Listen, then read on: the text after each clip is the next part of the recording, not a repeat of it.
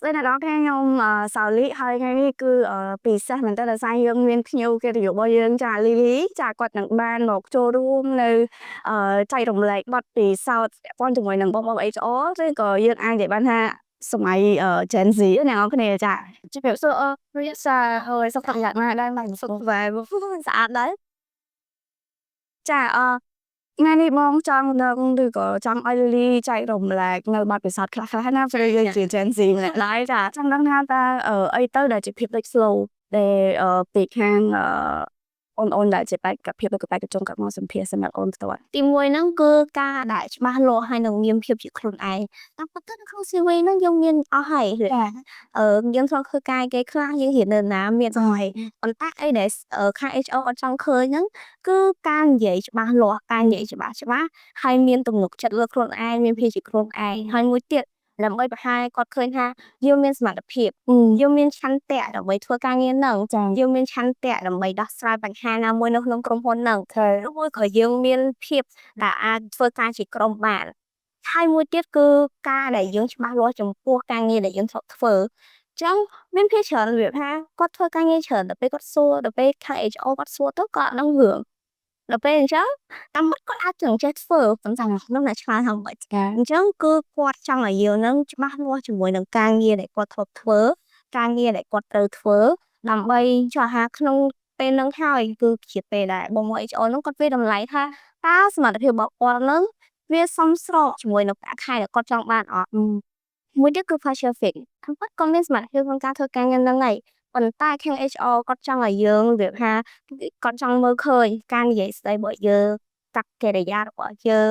ហើយ flow ការងាររបស់យើងហ្នឹងតើវាចូលជាមួយនឹង company របស់គាត់អត់ចូលជាមួយនឹងការងាររបស់គាត់អត់អញ្ចឹងអាហ្នឹងគឺជាចំណុចទាំង3យ៉ាងហ្នឹងគឺជាចំណុចដែលសំខាន់បំផុតគឺដំបូងបំផុតដែលបង HR គាត់ត្រូវចាប់អារម្មណ៍គាត់ត្រូវមើលឃើញពីខាងបេក្ខជនហើយបាត់គាត់ដឹងថាតើបេក្ខជនម្នាក់ហ្នឹងគឺស័ក្តិសមជាមួយនឹង company របស់គាត់អត់ចាគាត់ក៏វាយមែនតើចាបងក៏ចង់ដឹងហើយក៏ចង់ឲ្យលីលីចែករំលែកចាចង់ដឹងថាចាបើសិនជាយើងសម្ភាសបុគ្គលិកតើលីលីយល់ថាអីទៅដែលគិតថារំពឹងទុកមុនពីខាងបុគ្គលិកដែលគាត់មកសម្ភាសនេះក៏ចាបេក្ខជនដែលគាត់មកសម្ភាសជាងសំណួរហ្នឹងភាគច្រើននៅពេលដែលគាត់ឮសំណួរហ្នឹងគាត់តែងតែគិតថាអូទី1កុំមកយឺតចាទី2ស្លៀកពាក់ឲ្យបានសមរម្យតែប៉ុណ្្នឹងមានច្រើនទៀតដូចជាការដែលយើងស្រាវជ្រាវទុកមុនការដែលយើងរបៀបថារៀបចំខ្លួនទុកមុនពេលមកសម្ភាសអាហ្នឹងមិនមែនបានន័យថាយើងមកទាំងខ្លួនណាសម្លៀកបំពាក់ស្អាតបានអាកប្បកិរិយាអីមួយទៀតដែលយើងត្រូវដឹងហ្នឹងគឺការដែលយើងដឹងទុកមុនថាយើងដាក់តំណែងអីគេចាត្រឹមត្រូវក្រុមហ៊ុនអីគេចឹងយើងអាចធ្វើ research បានថាតើក្រុមហ៊ុនហ្នឹងគឺបែបណាគេធ្វើអីគេត្រូវការអីគេទៀតតំណែងដែលយើងធ្វើហ្នឹងតើយើងគ្រប់គ្រងតាមផ្នែកគេយើងត្រូវធ្វើអីគេអញ្ចឹងត្រូវដឹងមុនពេលខ្លះទៅ HR គាត់រំពឹងថាឲ្យយើងមានសំណួរខ្លះទៅវិញទៅខាងគាត់វិញចឹងយើងអាចសួរគាត់វិញបានថាចំណុចណាមួយដែលយើងអត់សូវច្បាស់ចំណុចណាមួយដែលយើងអត់សូវយល់ពីក្រុមហ៊ុនឬមួយក៏ចំណុចណាមួយដែលយើងអត់សូវយល់ថា position ហ្នឹងយើងត្រូវធ្វើអីគេចាដូចថាត្រូវតាក់តឹងថាខ្លួនឯងចង់ធ្វើអីឬក៏មុននឹងមកសម្ភាសត្រូវដឹងពី company profile ឬក៏ culture របស់ក្រុមហ៊ុនមុនចាណាអញ្ចឹងហើយធ្វើឲ្យ HR គាត់ដឹងថាចាអូយើងនឹងមានចំណាប់អារម្មណ៍ទៅលើក្រុមហ៊ុនរបស់គាត់មែនហ្នឹងហើយយើងពិតជាមានចំណាប់អារម្មណ៍ទៅលើ position ហ្នឹងមែនដែលហើយមួយទៀតជាពិសេសសំណួរហ្នឹងគឺច្រើនមែនតើហ្មងគឺរាល់ពេលដែលបងសម្ភាសចោះគាត់តែសួរថាចាតើអូនចង់បានប្រាក់ខែប៉ុណ្ណាអញ្ចឹងមានបេក្ខជនខ្លះភាគច្រើនគឺស្រាប់អូន Gen Z ឬមួយក៏អ្នកដែលគាត់ទៅតែចូលធ្វើការអញ្ចឹងគាត់អៀនចាគេឆ្លើយឯងគាត់អត់ថាឆ្លើយហ្មងទេតាមពិតទៅរឿងហ្នឹងយើងត្រូវការធ្វើ research ទុកមុនថាតើ position ហ្នឹងមានវាថាតម្លៃទីផ្សារប្រាក់ខែគេហ្នឹងពីប៉ុន្មានដល់ទីចន្លោះប៉ុន្មានទៅហ្មងចាឥឡូវឧទាហរណ៍ថាប្រាក់ខែហ្នឹងពី800ដល់1000ចាហេតុអីបានយើងចង់បានប្រាក់ខែ800យើងត្រូវឲ្យរបៀបថាបកស្រាយទៅខាង HR វិញចាអូខេខ្ញុំចង់បានប្រាក់ខែប៉ុណ្ណឹងដោយសារតែសមត្ថភាពខ្ញុំអត់ទាន់ដល់ឬមកក៏មិនចឹងទៅឬមកក៏ហេតុអីខ្ញុំចង់បាន1000ដោយសារខ្ញុំគិតថាការងារនឹងខ្ញុំអាចធ្វើបានខ្ញុំមានសមត្ថភាពខ្ញុំមានឆន្ទៈដើម្បីធ្វើការងារនឹងបានឬមកក៏ថាខ្ញុំចង់បាន1200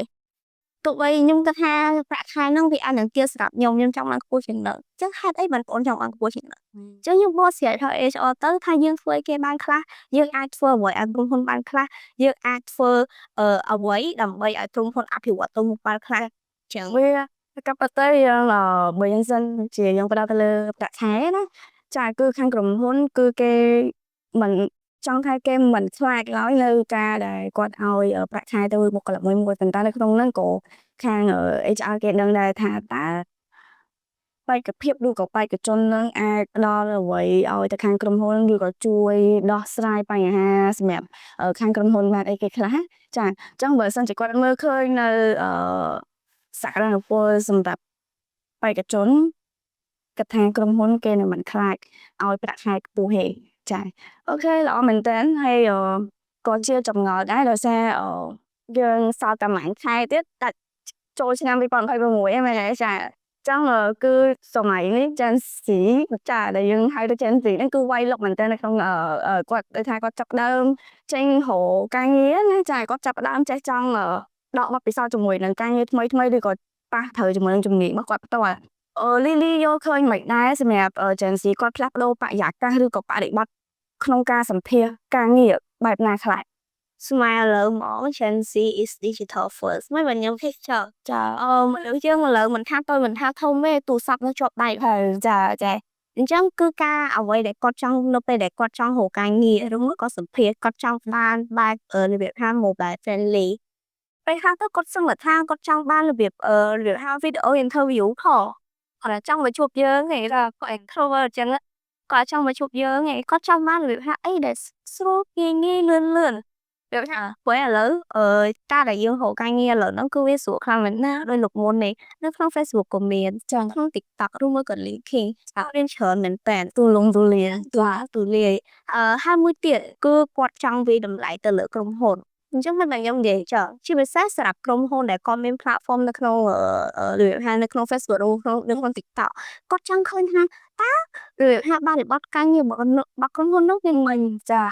ការងាររបស់គេវាមិនតែ environment របស់គេនោះមិនថាអញ្ចឹងអានោះរបៀបថាគាត់ចង់បើសិនជាគាត់ឃើញអញ្ចឹងគាត់របៀបថាមានចំណាប់អារម្មណ៍ជាងរបៀបថាអត់ដឹងអីសោះមកសភាចាហែនសុខកាប់តើទៅតើយើងរបៀបថាគាត់ចង់ធ្វើរបៀបថានៅក្នុងក្រុមហ៊ុនមួយដែលមានការងារធ្វើរបៀប DEI ចឹង DEI នោះមិនគឺថាមានបុគ្គលិកដែលមកពី background ផ្សេងគ្នាមិនថា foreigner ឬមកក៏ខ្មែរឬមកក៏ភេទអីផ្សេងគ្នាចឹងទៅហើយមួយទៀតគឺសមភាពគ្នាគឺថាភាពស្មើគ្នាចាហើយមួយទៀតគឺការលឿនថាចេះរកលងសាមគ្គីគ្នាហើយគាត់ចង់រកក្រុមហ៊ុនណាដែលធ្វើការរបៀបអាហ្នឹងគឺយើងនិយាយមិនលឿនថា CSR អញ្ចឹងណាអាហ្នឹងគឺរបៀបថាក្រុមហ៊ុនហ្នឹងគឺរក្សាគោលដៅច្បាស់លាស់មានច្បាប់ច្បាស់លាស់ចាហើយមួយទៀតរបៀបថាគាត់មានគោលដៅច្បាស់លាស់មានច្បាប់ច្បាស់លាស់ហើយគាត់រក្សាសិទ្ធិក្រុមហ៊ុនបានល្អ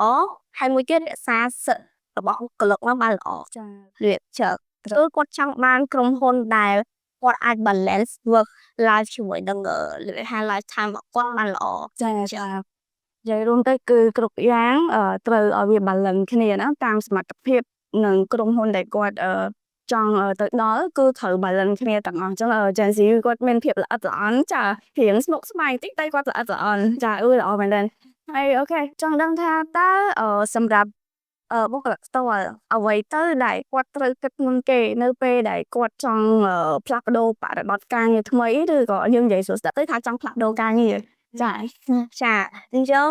សម្រាប់នៅពេលដែលយើងចង់ផ្លាស់ប្ដូរការងារតោះទៅយើងមានសំណួរច្រើនយើងត្រូវសួរតំណែងជាមុនសិនយើងត្រូវដឹងមុនសិនចាអញ្ចឹងទី1ថាតើការងាររបស់យើងដែលធ្វើរាល់ថ្ងៃហ្នឹងវាប៉ះពាល់គេខ្លះដល់ជីវិតប្រចាំថ្ងៃរបស់យើងវាប៉ះពាល់ផ្លូវកាយឬមួយក៏ផ្លូវចិត្តហើយនិយាយខ្លះទី2តើការងារដែលយើងធ្វើរាល់ថ្ងៃហ្នឹង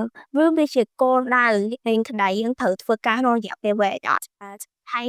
ឥឡូវហ្នឹងពេលវេលាឥឡូវហ្នឹង high financially របស់យើងឥឡូវហ្នឹងវាស័ក្តិសមនឹងលាលែងពីតំណែងអត់ហើយមួយទៀតយើងត្រូវដឹងថាចេះថាតើនៅពេលដែលយើងរបៀបថាចេញពីតំណែងហ្នឹងទៅយើងលាលែងពីក្រុមហ៊ុនហ្នឹងទៅតើវាប៉ះពាល់គេខ្លះដល់ជីវិតរបស់យើងជីវិតប្រចាំថ្ងៃរបស់យើងអញ្ចឹងសំណួរ4សំណួរហ្នឹងបើសិនជាយើងឆ្លើយក្នុងចិត្តឆ្លើយមកមាន positive ឆ្លើយជា negative យើងអាចជ្រើសរើសរៀនពីតំណែងបាន តែមុននឹងយើងចង់រៀនលេងពីតំណែងឬក៏ចង់ចាក់ចេញពីក្រុមហ៊ុនឬក៏បរិបទចាស់ដែលយើងធ្លាប់តែ comfortable ជាមួយហើយយើងច្បាស់ជាមួយណាអញ្ចឹងត្រូវគិតសិនអ្នកនរគ្នាថាតើស័ក្តិសមឬក៏យើងមានផលចំណេញឬក៏មិនចំណេញត្រង់ណាខ្លះមុននឹងយើងចាក់ចេញពីក្រុមហ៊ុនមួយចាលេងមានឆ្ងល់ដូចខ្ញុំអត់ខ្ញុំកត្តាអស់ហ្នឹងគឺតែងតែយើងជួបជារឿយៗនៅក្នុងក្រុមហ៊ុនមួយចាឆ្ងល់ថាតើបុគ្គលិកដែលយើងហៅថាគំរូឬក៏បុគ្គលិកល្អភាគច្រើនហេតុអីបានគាត់តែងតែលាលែងពីតំណែងឬក៏ឈប់ពីក្រុមហ៊ុន តាមពិតរឿងហ្នឹងវាកត្តាតូចៗក៏មានច្រើនកត្តាធំៗក៏មានច្រើនប៉ុន្តែអ្វីដែលយើងវាហាក់ចាំឃើញហ្មងណាទី1គាត់ធ្វើការបានល្អហើយប៉ុន្តែមេអត់មើលឃើញមើល follow ចោលទេហើយមួយទៀតលើថាមេគាត់មើលឃើញចាប៉ុន្តែគាត់អត់ឲ្យលើថាអត់ឲ្យឱកាសទៅគាត់ហើយដល់ពេលទី3គឺ toxic environment ឬមួយក៏លើថា environment ក្នុងការងារឬមួយក៏ environment នៅក្នុងក្រុមហ៊ុននោះ ចា ដល់ពេលកត្តាមួយទៀតគឺការដែលឲ្យតម្លៃមិនស្មើគ្នាបើនិយាយចេះយើងនិយាយស្ដាប់របៀបថាក្លឹបថ្មីគាត់ចូលមកបានខែខែជួយយើងបុគ្គលិកចាស់ជាងដែលដំឡើងកាក់ខែឲ្យបុគ្គលិកចាស់នេះគាត់ធ្វើបានល្អចាហើយមួយទៀតរបៀបថាបុគ្គលិកចាស់គាត់បាត់បង់ទំនុកចិត្តទៅលើក្រុមហ៊ុន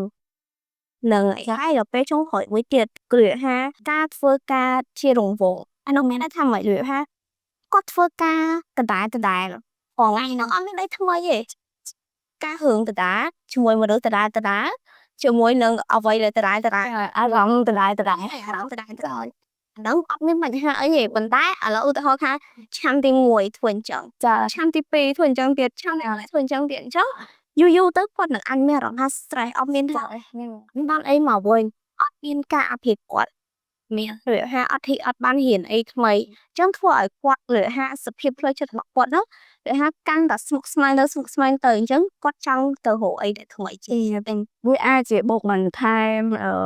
ពាក់ព័ន្ធជាមួយនៅបញ្ហាតខ្លួនខ្លះហើយនឹងការដែលខ្វះខាតនៅខាងក្រុមហ៊ុនគឺដូចលីគាត់បាននិយាយគឺអាចជាខាងតកែគាត់មើលអត់ឃើញអីចឹងណាចាហើយ environment ក្នុងការងារគឺសំខាន់មិនថាពាក់ព័ន្ធជាមួយនឹង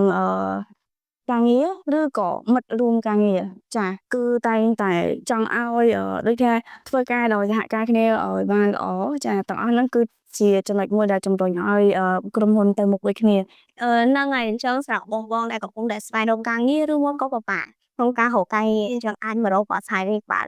ប៉ុន្តែក្រុមហ៊ុនរបស់យើងហ្នឹងគឺសម្រាប់បងដែលស្វែងរកការងារគឺងាយស្រួលខ្លាំងតែគឺពួកយើងនិយាយថាគ្រាន់តែបងតម្លាក់តា CV ឲ្យពួកខ្ញុំពួកខ្ញុំនឹងជួយបង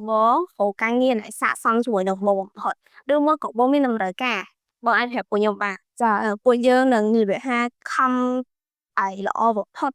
ក្នុងការរកការងារដែលជា dream job របស់បងឬមកក៏ត្រឹមត្រូវស័ក្តិសមជាមួយនឹងថាជំនាញរបស់បងរៀនសមត្ថភាពនិងសមត្ថភាពរបស់បងអញ្ចឹងអាចមករកគាត់ hiring បានអូខេអ្នកទាំងអស់គ្នាអញ្ចឹងមក hiring គឺមានចង់ថាគឺពួកយើងបានព្យាយាមទាំងអស់គ្នាតែម្ដងសម្រាប់ទៅលើវិស័យការងារបច្ចុប្បន្នជួយស្វែងរកការងារជូនដល់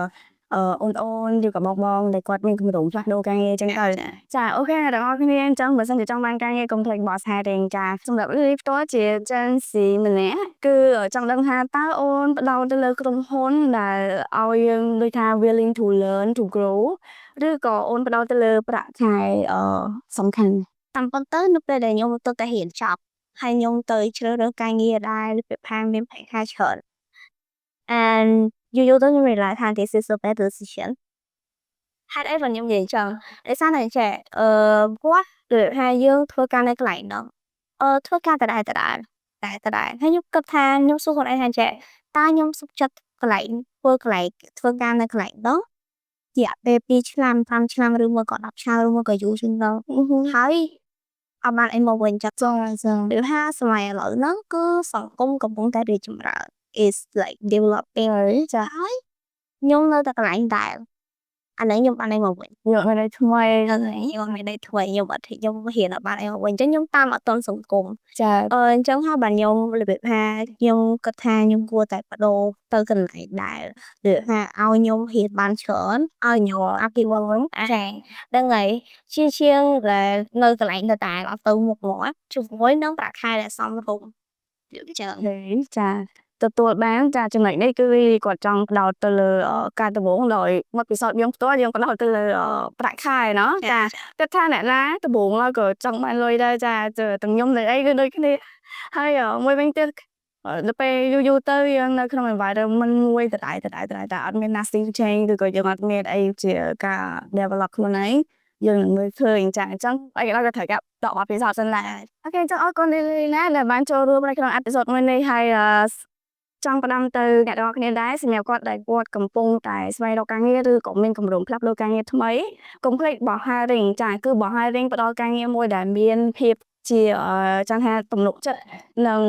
ប្រកបដោយវិជ្ជាជីវៈហើយមួយវិញទៀតគឺពិសេសមែនតើគឺយើងអត់មានគិតនៅក្នុងការថ្លៃសេវាកម្មពីលើនឹងទេចាអូខេអ្នកទាំងអស់គ្នាអរគុណជំរាបលាបាយបាយ